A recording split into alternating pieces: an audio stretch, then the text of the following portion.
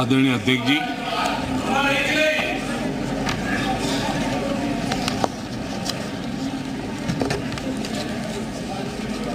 पिछले 3 दिवस से अनेक वरिष्ठ महानुभाव आदरणीय सदस्यों ने अपने विचार व्यक्त किए हैं।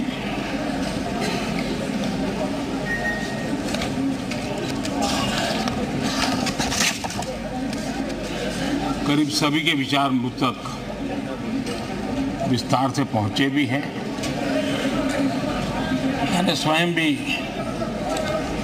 कुछ भाषण सुने भी हैं। आदरणीय अध्यक्ष जी, देश की जनता ने हमारी सरकार के प्रति बार बार जो विश्वास जताया है, मैं आज देश के कोटि-कोटि नागरिकों का आभार व्यक्त करने के लिए उपस्थित हुआ हूं।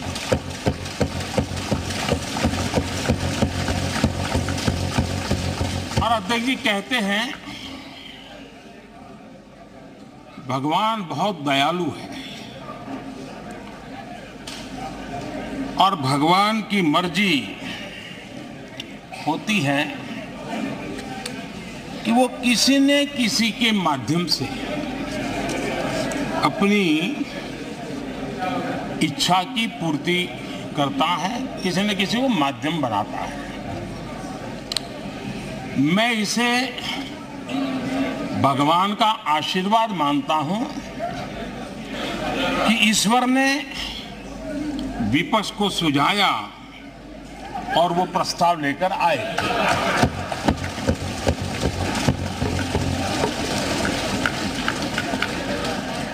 तो 2018 में भी ये ईश्वर का ही आदेश था, जब विपक्ष के मेरे साथी अविश्वास प्रस्ताव लेकर के आए थे। उस समय भी मैंने कहा था कि अविश्वास प्रस्ताव हमारी सरकार का फ्लोर टेस्ट नहीं है। मैंने उस दिन कहा था, बल्कि ये उन्हीं का फ्लोर टेस्ट है। ये मैंने उस दिन भी कहा और हुआ भी वही। जब मतदान हुआ तो विपक्ष के पास जितने वोट थे उतने वोट भी वो जमा नहीं कर पाए थे।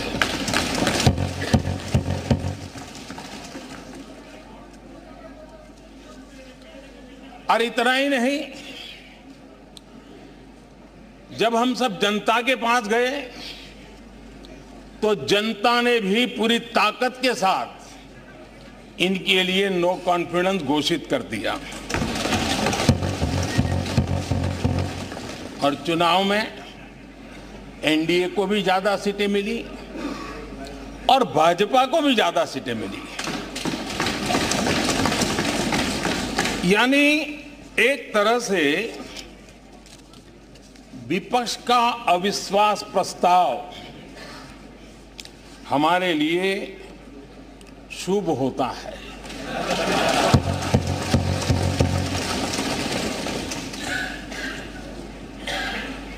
और मैं आज देख रहा हूं कि आपने तय कर लिया है कि एनडीए और बीजेपी 2024 के चुनाव में पुराने सारे रिकॉर्ड तोड़ करके भव्य विजय के साथ जनता के आशीर्वाद से वापस आएंगे। आदरणीय अध्यक्ष जी, विपक्ष के प्रस्ताव पर यहां 3 दिनों से अलग अलग विषयों पर काफी चर्चा हुई है। अच्छा होता कि सत्र की शुरुआत के बाद से ही विपक्ष ने गंभीरता के साथ सदन की कार्यवाही में हिस्सा लिया होता। बीते दिनों इसी सदन ने और हमारे दोनों सदन ने जन विश्वास बिल,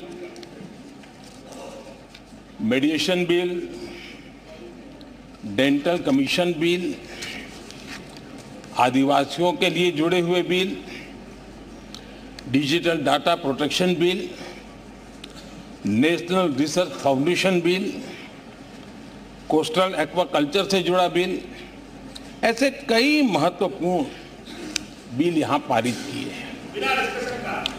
और ये ऐसे बिल थे जो हमारे फिशरमैन के हक के लिए थे और उसका सबसे ज्यादा लाभ केरल को होना था और केरल के सांसदों से ज्यादा अपेक्षा थी कि ऐसे बिल पर तो अच्छे ढंग से हिस्सा लेते, लेकिन राजनीति उन पर ऐसी हावी हो चुकी है कि उनको फिशरमैन की चिंता नहीं है। यहां नेशनल रिसर्च फाउंडेशन का बिल था, देश की युवा शक्ति के आशा आकांक्षाओं के लिए एक नई दिशा देने वाला बिल था। हिंदुस्तान को एक साइंस पावर के रूप में भारत कैसे उभरे, वैसी एक दीर्घदृष्टि के साथ सोचा गया था। उससे भी आपका इतराज। डिजिटल डाटा प्रोटेक्शन बिल, ये बिल अपने आप में देश के युवाओं के जज्बे में जिस बात आज प्रमुखता से है उससे जुड़ा हुआ था। आने वाला समय टेक्नोलॉजी ड्रिवन है। आज डाटा को एक प्रकार से सेकंड ऑयल के रूप में, सेकंड गोल्ड के रूप में माना जाता है। उस पर कितनी गंभीर चर्चा की जरूरत थी, लेकिन राजनीति आपके लिए प्राथमिकता थी। कई ऐसे बिल थे जो गांव के लिए, गरीब के लिए, दलित के लिए, पिछड़ों के लिए, आदिवासी के लिए, उनके कल्याण की चर्चा करने के लिए थे, उनके भविष्य के साथ जुड़े हुए थे। लेकिन इसमें इन्हें कोई रुचि नहीं है। देश की जनता ने जिस काम के लिए उनको यहां भेजा है, उस जनता का भी विश्वासघात किया गया है।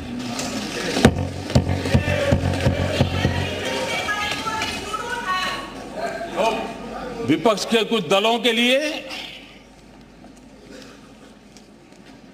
उनके आचरण से, उनके व्यवहार से उन्होंने सिद्ध कर दिया है कि देश से ज्यादा उनके लिए दल है, देश से बड़ा दल है, देश से पहले प्राथमिकता दल है। मैं समझता हूं आपको गरीब के भूख की चिंता नहीं है, सत्ता की भूख, यही आपके दिमाग पे सवार है। आपको